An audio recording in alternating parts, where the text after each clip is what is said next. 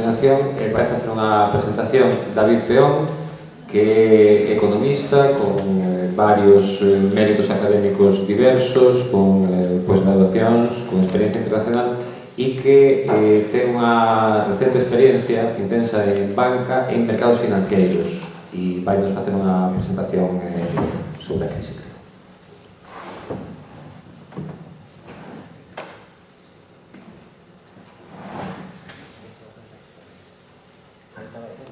Agradecer aos organizadores a invitación, sobre todo porque para mí é un placer hasta o punto de estar incluso un pouco nervioso de falar ante xente como Nogueira ou como Beiras, que para mí é un placer. Non, eu non estou. Ben, a primeira cousa que non está na presentación, pero que se me ocorre dicir para comenzar, é que un bo exemplo da crise que aconteceu ou como aconteceu esta crise o temos nas charlas de hoxe. Temos en primeiro lugar unha evidencia de que o mercado non se autorregula, a xente se lle dice 10 minutos e o que pode falar media hora, con perdón, pero é así.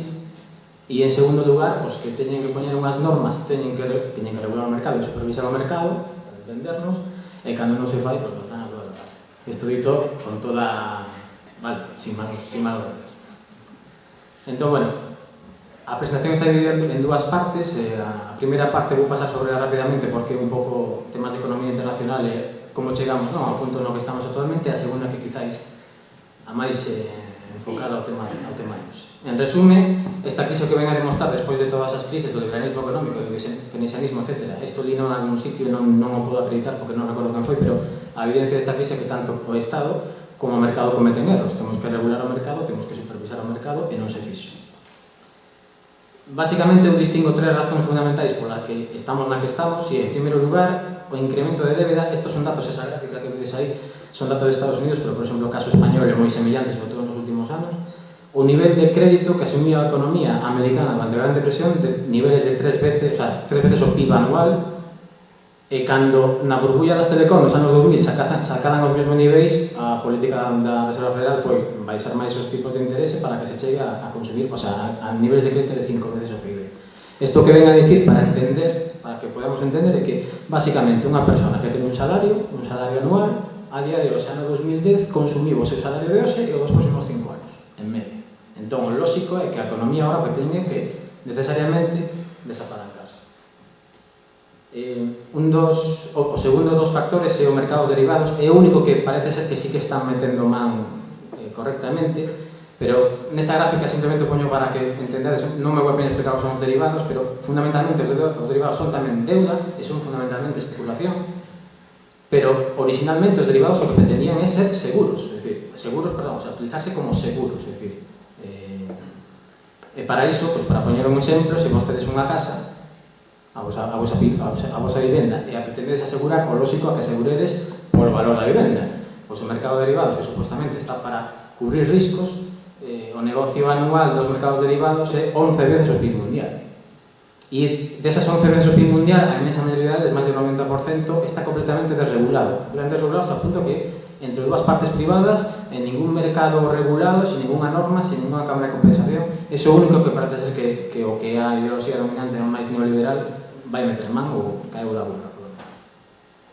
E o terceiro, que o enlazo coa globalización económica, que é algo que, por exemplo, falei nos jornais recentemente sobre isto, pero que ninguén pode estar en contra, porque a inercia, é dicir, o mundo vai cara a unha globalización, pero a globalización sí que está demostrando que non funciona como sería de esperar. Por exemplo, a globalización debería funcionar de maneira que países como Brasil ou como China, que están emerxendo, deberían recibir os investimentos e os aforros das economías occidentais. E o que está ocurrindo é todo o contrario, é dicir, ali se deslocan as producións das grandes multinacionais e o que fan esos países é prestarlle a crédito ao que vimos no primeiro punto, é dicir, que o que están tirando do carro é as economías occidentais a crédito, non tiraron as economías emerxentes. Hai máis razón, pero bueno, paso sobre ela. Como quero ir a segunda parte, vou salto un pouquiño. Unha cousa é simplemente en positivo. Sei que estamos sempre con que a esquerda, que está un pouco desorientada, non sei canto, e que siguen mandando a mesma ideoloxía de sempre. Eu discrepo aí, porque dificilmente a ideoloxía de sempre vai poder seguir dicendo o mismo despois desto. O mellor dentro de 30 anos, cando as seguintes xeracións se os lide, pois igual. Pero a día de hoxe dificilmente Poño como exemplo a nova ortodoxa a nivel académico son xente como Krugman, Stiglitz, Rubini, que son, vamos, para nada ideoloxía neoliberal. O que sí que fixo a ideoloxía neoliberal é intentar barrer para os secos, por exemplo, como comento a continuación co tema da débeda pública que queríamos comentar, pero eso tampouco nos debe sorprender, é dicir, por poñer tamén un paralelismo histórico, cando os franceses estaban tomando a Bastilla, o rei de Francia non lles estaba abrindo a porta. E isto ven sendo máis ou menos o mesmo, é dicir, evidentemente a ideoloxía liberal, a dereita en España, por exemplo, vai seguir coa súa ideoloxía, o que ten que facer a esquerda, como me comentaba o profesor, é ofrecer alternativas, que é unha cosa que non se fai. Critícase o sistema, pero non se ofrecen alternativas.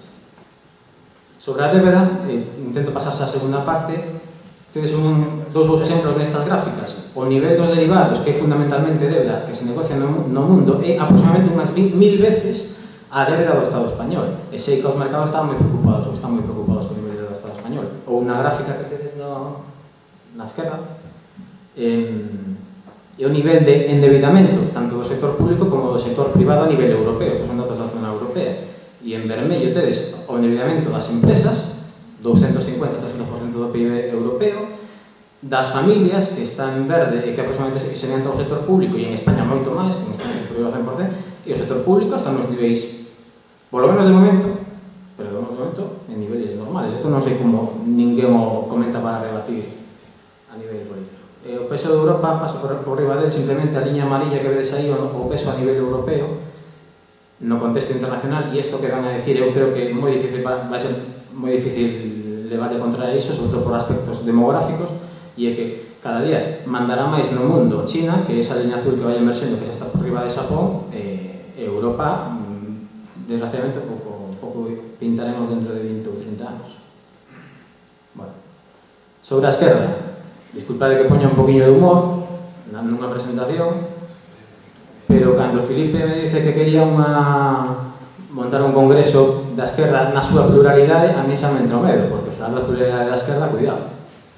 Entón, como aspecto un pouco humorístico, se coñece esta película, A vida de Brian, aparte de ser unha crítica moi ácida non contra a religión, sino quizás contra o fanatismo religioso, tamén se mete bastante coa esquerda, e iso que eu creo que estes señores son bastante de esquerdas, pero sí que é certo que aquí, como dixo antes, non sei se está por aí o amigo Roy Sordo, aquí hai un que dice que o sol sale polo leste, isto me dixo ahora tomando café, un dice o sol sale polo leste, e outro dice, no, o sol sale por naciente.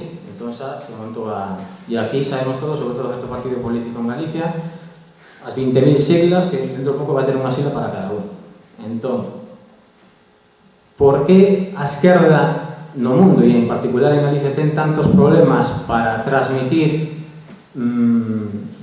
as súas opinións, ou como debería ser a sociedade? Pois, temos, por exemplo, no lado da dereita as cousas a favor para as que está xogando a dereita, e é, primeiro, ter unha clase media, é dicir, unha clase media que vive ben nas sociedades, unha sociedade máis acomodada. Falábamos do consumismo, por exemplo.